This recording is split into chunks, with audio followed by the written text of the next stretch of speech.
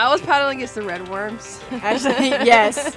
It was very scary. There were millions of those things. They were all on Luke's board. It was so funny. They were swarming him the most. I'm surprised you didn't pick one up. Nicole picks up every animal she sees on the ground. Who else was going to do it if not me? Worms aside, it was so peaceful. It was rejuvenating, honestly. Check 1, check 2. My name is Nicole. I'm from San Antonio, Texas, and what brought me out here was mental health. I'm Jada, and I'm from Rutherfordton, North Carolina, and I'm also out here for mental health. Let's go! For me personally, early high school, I lost my grandmother to suicide, and so my family did everything to gain knowledge of mental health and everything, but until I got to college, that's when I just became more aware of my mental health and how much athletics and school plays a role in it.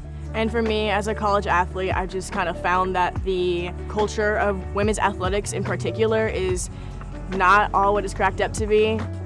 People only kind of see us for what we do when we put our jerseys on, but the emotional and physical battles that we fight go unseen, and I want to be a part of the change that fixes that. It's just people think, oh, because you're an athlete, that you're not supposed to have these struggles, when in reality, trying to balance school and athletics, for me, it was just a lot of anxiety and always questioning, am I good enough? Especially when that's looked down upon because you had a bad game, and then, you get treated a certain way after that.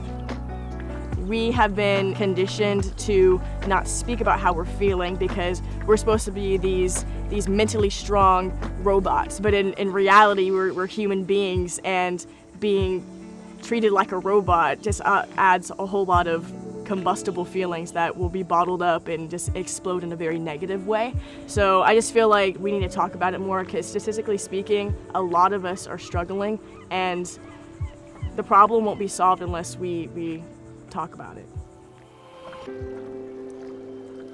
I didn't know anything about Quest initially, and when I went to the first workshop, oh my goodness, it was like chicken soup for the soul. It was incredible. Having a mentorship in place to have that resource to talk to someone outside of campus, it's brilliant.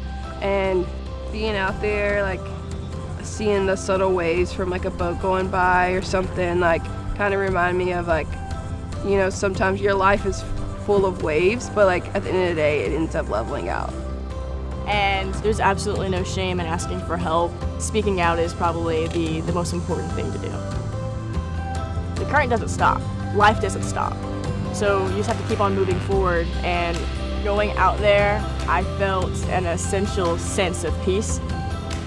Even paddling in the dark, saw a shark, that was crazy. But I felt at peace. It was absolutely serene, and I enjoyed it thoroughly.